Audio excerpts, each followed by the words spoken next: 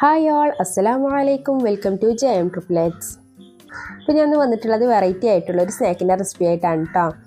അത് നിങ്ങൾക്ക് എല്ലാവർക്കും ഇഷ്ടപ്പെടുന്ന ഉറപ്പാണ് കേട്ടോ. സൂപ്പർ ടേസ്റ്റാണ്, കഴിക്കാൻ ഈസി ആയിട്ട് തന്നെ നമുക്ക് ഉണ്ടാക്കിയെടുക്കാനും പറ്റും. അപ്പോൾ അതെങ്ങനെ ഉണ്ടാക്കുന്നതെന്ന് കണ്ടു നോക്കാം. അത് ഞാനിവിടെ ആദ്യം ഒരു ബൗൾ എടുത്തിട്ടുണ്ട്.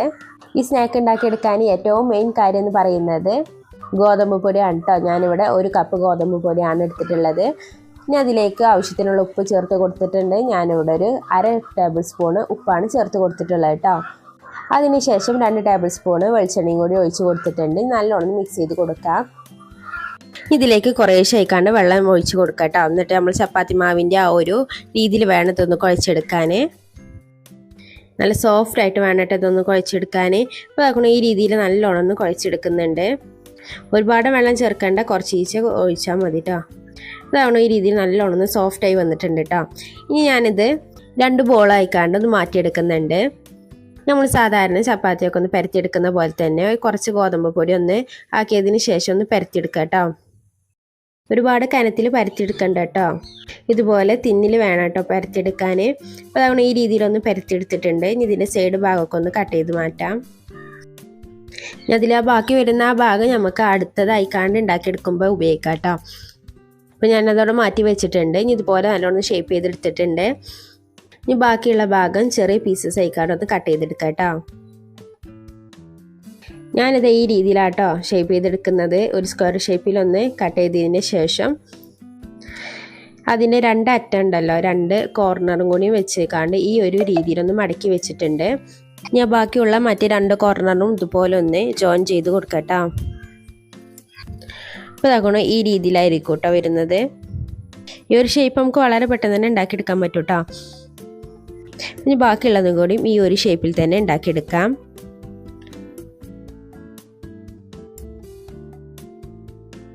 അപ്പോൾ നിങ്ങൾ ഈ കണ്ടിരിക്കുന്ന സമയത്ത് നമ്മുടെ ചാനൽ ഇതുവരെ സബ്സ്ക്രൈബ് ചെയ്തിട്ടില്ല എന്നുണ്ടെങ്കിൽ ഒന്ന് സബ്സ്ക്രൈബ് ചെയ്ത് സപ്പോർട്ടാക്കാം കേട്ടോ.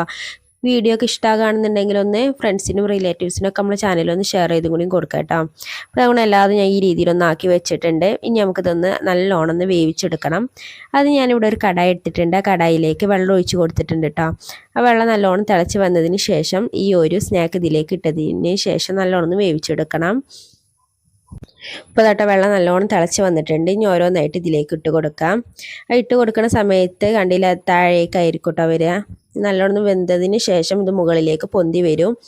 ആ ഒരു ടൈമിലാണ് ഇതിൽ നിന്ന് കോരിയെടുക്കണം കേട്ടോ. സ്കൂളൊക്കെ വിട്ട് വരുന്ന കുട്ടികൾക്ക് ഈ ഒരു സ്നാക്ക് ഉണ്ടാക്കി കൊടുത്താൽ അവർക്ക് ഒരുപാട് ഇഷ്ടപ്പെടും കേട്ടോ. നല്ല ഹെൽത്തി ആയിട്ടുള്ള ഒരു സ്നാക്കാണിത്. കുട്ടികൾക്കൊക്കെ എന്തായാലും ഇഷ്ടപ്പെടുന്ന ഒരു ടേസ്റ്റിൽ തന്നെ ഇത് ഉണ്ടാക്കിയെടുക്കുന്നതും. അപ്പോൾ ഇതാക്കണം ഇതൊന്നും ഓരോന്നായിക്കാണ്ട് കോരി മാറ്റാം. നല്ല സോഫ്റ്റ് ആയിട്ടായിരിക്കും കേട്ടോ ഈ ഒരു സ്നാക്ക് ഇപ്പോൾ ഉള്ളത്. ഞാനിവിടെ ഒരു പാൻ എടുത്തിട്ടുണ്ട്. ആ പാനിലേക്ക് കുറച്ച് വെള്ളം ഒഴിച്ച് കൊടുത്തിട്ടുണ്ട് കേട്ടോ. ഇനി ഇതിലേക്ക് 2 ശർക്കരയാണ് ഞാൻ ചേർത്ത് കൊടുക്കുന്നത്. നിങ്ങൾക്ക് ഒട്ടേറെ മധുരം വേണമെന്നുണ്ടെങ്കിൽ അതിനനുസരിച്ച് ചേർത്ത് കൊടുക്കട്ടോ. ഞാനിവിടെ 2 അച്ച് ശർക്കരയാണ് വെച്ചിട്ടുള്ളത്. അപ്പോൾ ഇതാക്കണം നല്ലോണം മെൽറ്റായി വന്നിട്ടുണ്ട് കേട്ടോ. ഇനി അടുത്ത ഞാൻ ഇതിലേക്ക് ചേർത്ത് കൊടുക്കുന്നത് 1/2 കപ്പ് തേങ്ങയാണ് കേട്ടോ. ഈ ഇടുന്ന തേങ്ങയിൽ ശർക്കര വെള്ളം നല്ലോണം പിടിച്ച് വരണം കേട്ടോ. എന്നിട്ട് ആ വെള്ളമൊക്കെ ഒന്ന് വറ്റി വരണം. ആ ഒരു ടൈം വരെ നല്ലോണം മിക്സ് ചെയ്ത് കൊടുക്കും വേണം കേട്ടോ. ഈ നോൺ സ്റ്റിക്കിൻ്റെ പാൻ അല്ലാന്നുണ്ടെങ്കിൽ നമുക്ക് കൈ വിടാതെ തന്നെ ഒന്ന് ഇളക്കി കൊടുക്കാം.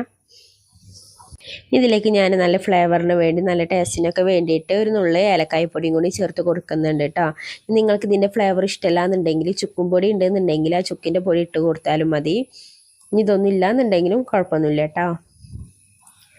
ഇതായിട്ട് ചെറുതായിട്ടൊന്ന് വെള്ളമൊക്കെ ഒന്ന് വറ്റി വന്നിട്ടുണ്ട്. കളറൊക്കെ ഒന്ന് മാറി വന്നിട്ടുണ്ട് കേട്ടോ. ഈ ഒരു ടൈമിൽ ഞാൻ ചെറിയ ഇതായി കട്ട് ചെയ്തെടുത്ത കാഷ്നട്ടാണ് ചേർത്ത് കൊടുക്കുന്നത്. ഇതാട്ടോ നല്ലോണം ഒന്ന് വെള്ളമൊക്കെ ഒന്ന് വറ്റി വന്നിട്ടുണ്ട്. ഈ ഒരു ടൈമിൽ നമുക്ക് സ്നാക്ക് ഇതിലേക്ക് ഇട്ട് കൊടുക്കാം കേട്ടോ. എന്നിട്ട് നല്ലോണം ഒന്ന് മിക്സ് ചെയ്ത് കൊടുക്കാം. ആ തേങ്ങ ഒക്കെ ആ ഒരു സ്നാക്കിൻ്റെ മുകളിലാകുന്ന വിധത്തിൽ നല്ലോണം മറിച്ചിട്ട് മിക്സ് ചെയ്ത് കൊടുത്തിട്ടുണ്ട് കേട്ടോ. എന്നിട്ട് കുറച്ച് നേരം കൂടി ഒന്ന് ഇതുപോലെ ഒന്ന് വേവിച്ചെടുക്കാം. അതിലുള്ള കുറച്ച് വെള്ളം കൂടി ഉണ്ട്. ആ വെള്ളം കൂടി ഒന്ന് വറ്റുന്ന വിധത്തിലൊന്ന് വേവിച്ചെടുക്കാം കേട്ടോ. അതുകൊണ്ട് ഈ രീതിയിലൊന്നായി വന്നിട്ടുണ്ട്.